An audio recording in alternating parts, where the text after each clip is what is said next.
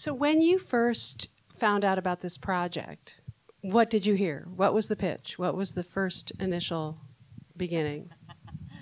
The initial pitch came from Diane Wireman, who runs documentary at Participant Media here in LA. And we had worked together before. We had actually just worked together on a film called 3.5 Minutes. And she and I had been talking a lot. And she called me in the middle of July 2015, was that? I guess? Yeah. Yes. And said, you know, we're coming up on the 10th anniversary of An Inconvenient Truth, which came out in 2006. And won the Oscar. And won the Oscar. And we've been thinking about a sequel. You know, Jeff Skoll and I and Al Gore, we've all been talking about when the right time would be to update the film. And it turned out that they had been talking about waiting for a moment when things really felt different.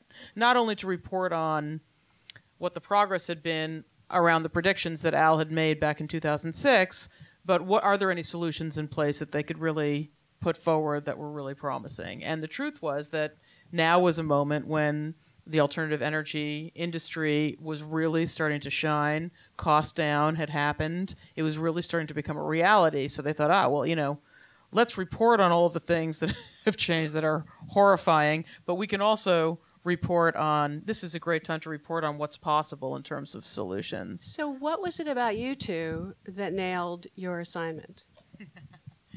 I think Diane thought we'd get along with Al. That's a big deal. That was number one. I have to say, I'm really not even kidding. That's a super important thing. She thought that the combination of the fact that we had made a previous climate film, The Island President, in 2009. Which I love. Thank you.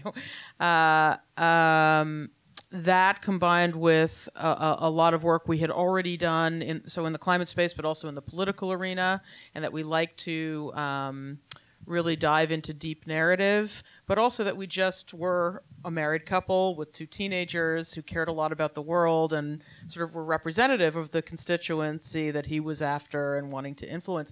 So, and that we could just have good conversation, and that she thought that we would, you know, we'd give him... Did you have to sell him?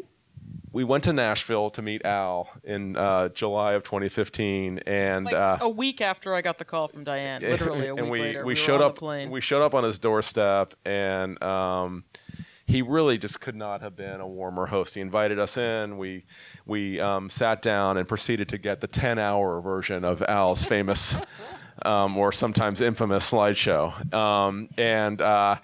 It was quite a day. By lunchtime, we were really ready to walk back out the front door and off the nearest cliff. It was just so dismal, you know, getting the update on where we are with the climate crisis. But we had a vegan lunch. Al's a vegan now, and then after lunch we went back, and he started telling us about what Bonni had just talked about. You know, what's happened in the sustainable energy revolution, is what Al refers to it as. Really made us realize, like, not only is there hope, but there's incredible drama for film going on here.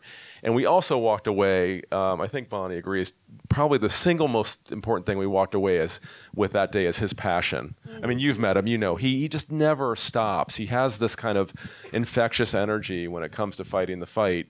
And we really thought, oh my God, if we could kind of capture that behind the scenes. That's the secret of this movie. That's the driving force of the movie. Well, we had to convince him of that. I mean, he had to be convinced that we were going to be tailing him, and I don't think he truly got what that meant in terms of hours and time and relentlessness until we were actually doing it. I mean, we went behind the scenes with Al Gore. Did he let you, or did he fight you? He got it. I mean, he's incredibly savvy, as you know, and you know he's been Vice President of the United States. He was President of the United States. He just didn't take office.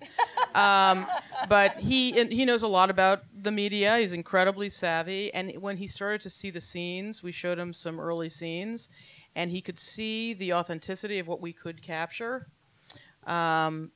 He was on board.